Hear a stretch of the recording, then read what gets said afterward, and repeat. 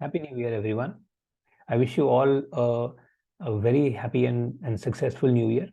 I wish you that you have a great clarity in your vision and a great ability to plan your vision and have the focus to execute whatever goals you have targeted yourself to achieve in the year 2023.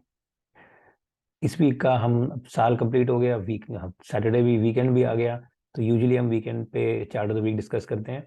तो इस week का chart of the week discuss कर लेते हैं. Chart of the week segment में usually discuss one stock, उसका chart which I find is of relevance to us, is of value, और उससे हमें सीखने को मिल सकता है और कुछ एक plus minus trading investment opportunities भी बन सकती है. Again, I'll add the disclaimer that this is only for educational purposes and any investment decision that you make based on anything that is discussed in this video is purely yours. अगर कोई profit होता है तो आपका होगा, अगर loss होता है तो भी आपका ही होगा. So be aware. चलो, so now let's look at this week chart of the week. अब इस हफ्ते का जो चार्ट ऑफ द वीक है ना, वो बहुत बड़ा स्टॉक है, मतलब वो कोई छोटा स्टॉक नहीं है. That is one of the top 10 constituents of Nifty 50 and the top 2 constituents of bank Nifty. ये है स्टॉक. तो जो हम स्टॉक का डिस्कशन कर रहे हैं वो है आईसीआईसीआई बैंक. तो let's open the chart of ICICI bank on the weekly time frame. Here we go. So this is ICICI bank 1 week. अब देखो इसमें क्या हो रहा है. बहुत ही धुआंधार प्राइस एक्शन है. ज़्यादा पीछे वैसे जाने की जरूरत नहीं है. थोड़ा सा अगर पीछे चलेंगे ना, if you just take off everything and just look at the stock, okay, for the last 2010 से अगर देखें, 2009 के लोगों के बाद it has been on a steady up trend. ठीक है, कोई ऐसा बहुत ज्यादा तोड़ू अप ट्रेंड नहीं था आईसीआईसीआई बैंक का, एक स्टेडी अप ट्रेंड था. एचडीएफसी बैंक का आप देखोगे तो अप ट्रेंड बहुत ज्यादा स्ट्रॉन्ग था. ICICI bank was in a rather steady up trend. Okay, ये this are the moving averages. तो ये ग्रीन लाइन है 200 वीक मूविंग एवरेज. अभी हम वीकली चार्ट पे हैं तो price has always been above this. Basically थोड़े से बंद एरियाज में, जैसे 2016 में नीचे गया, फिर वापस आ गया. 2020 के मार्च के फॉल के बाद में भी बहुत ज्यादा इसके नीचे नहीं गया, and then price has been above. अभी तो बहुत ऊपर है. ठीक है, तो अभी तो ये सब मतलब डिस्कशन का मुद्दा भी नहीं है यहाँ पर. ओके, सो अब देखते हैं कि फिलहाल डिस्कशन का मुद्दा है क्या. तो डिस्कशन का जो मैटर है वो है ये, the price action that has been forming in the last, I would say 3 months. ये जो सितंबर से जो प्राइस एक्शन बन रहा है उस वही अभी फिलहाल एक डिस्कशन का मैटर है हमारा. तो if you just look at the price action, okay, ये 22 अगस्त था. ये वाला जो कैंडल बना है, बार बना है, this happened in on 22 of अगस्त. यहाँ पर इसका जो लो था दिस वाज 842, ओके, 843. फिर प्राइस ऊपर गया, यहाँ पर बुल्स रिजेक्ट हुए, जिन्होंने खरीदा वो फंसे. प्राइस नीचे आया वापस इसी 843 पे, इस पे बेयर्स को फंसाया और फिर वापस ऊपर ले गए. फिर उसके बाद वापस ऊपर गए तो फिर से बुल्स को फंसाया, नीचे ले गए. अब नीचे जब लेके गए तो इतना ही ले जा पाए, क्योंकि they could not take the price all the way down. यहाँ के बाद बुल्स ने वापस पकड़ लिया. So that means bulls were showing some strength, which is good. अच्छा, एक ओवरऑल बुल रन है, प्राइस ऊपर ही जाना चाहिए.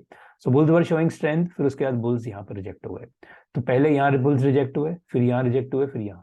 ये 3 बार जब रिजेक्ट हो गए तो ये एक अपर हमारी एक लाइन बन गई, ट्रेंड लाइन, कि बेसिकली बुल्स बार बार रिजेक्ट हो रहे हैं. This trend line is simply telling us कि ये बुल्स जो हैं ये 3 जगह पे 1 2 3 इंस्टेंसेस पे बुल्स हैव बीन रिजेक्टेड.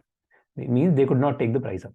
नीचे देखें तो बेयर्स जो हैं they have been rejected here here here, और फिर उसके बाद यहाँ पर जब ये प्राइस नीचे गिरने की पूरी क्षमता रखता था, could have theoretically reached all the way back till 843 also, but यहाँ पर रुक गया, 890 पे जाके रुक गया ये, which means यहाँ पर बेयर्स रिजेक्ट हुए. तो ये हमारी नीचे की एक ट्रेंड लाइन बन गई. नीचे की ट्रेंड लाइन सिंपली शोज कि these were the places where bears were rejected. Price नीचे ले जाने की जो कोशिश कर रहे थे जो लोग, ओके, वो लोग प्राइस को नीचे नहीं ले जा पाए. Okay, so that's all that it is. सो यहाँ पर बुल्स बार बार रिजेक्ट हुए हैं, यहाँ पर बेयर्स बार बार रिजेक्ट हुए हैं. This kind of price action forms a wedge. Okay, ये एक wedge की तरह है ये. If you imagine your potato wedges या फिर any wedge that if you may have seen in real or imaginary life, social media पे कहीं पे भी. So this is basically a rising wedge. Okay, अब ये rising wedge generally क्या indication देता है? ये indication देता है कि जो bulls है वो strong नहीं है और जो price है वो अब नीचे गिरने की क्षमता रखता है. Okay, doesn't always happen, but it happens a lot of time. ये rising wedge एक बहुत अच्छा ट्रेडेबल पैटर्न होता है. अभी ये वीकली चार्ट पे देख रहे हैं, you can look at the same thing on daily chart, hourly chart, intraday charts, जो भी है आपकी मर्जी, आप किसी भी टाइम फ्रेम में देख सकते हैं. But wedges are formed very often and these are usually indications of a correction, okay, which incidentally has happened in this case. So ये पिछले 3 हफ्ते से ये this was 12 दिसंबर वाला वीक, दिस वाज 19 दिसंबर वाला वीक और ये दिसंबर का लास्ट वीक 26 दिसंबर। तो ये 3 हफ्ते से प्राइस जो है वो नीचे ही था। इनफैक्ट तो फर्स्ट 2 वीक्स तो प्राइस एकदम, ये 15 दिन तो बहुत ही ज्यादा नीचे फॉल था। इस हफ्ते, this is the week that has just gone by, okay, इस हफ्ते में look at the way the bulls got rejected once again. So this is the second instance of bulls rejection in this fall. If you में ये एक lower high बन गया, ये एक हाई था और अब ये एक और हाई है, ओके। सो यहाँ this is the ultimate zone, ये जो प्राइस है दिस इज 958.2 और ये फिर एक नेक्स्ट बन गया विच इज 923.3, ये वाला जो हाई है, ओके, दिस पॉइंट 923 924 बेसिकली। सो अब पॉइंट ये है कि द थीसिस जो ये कहती है, जो बन रही है, वो ये है कि the price is going down, okay. This is a bearish thesis. Rising veg का इंडिकेशन होता है प्राइस नीचे गिर रहा है, गिरा है। तीसरे हफ्ते प्राइस को ऊपर ले जाने की कोशिश की गई पर फिर से रिजेक्ट हो गए। If we take a look at the volume, तो जो हाईएस्ट वॉल्यूम था वो इस जगह पे था।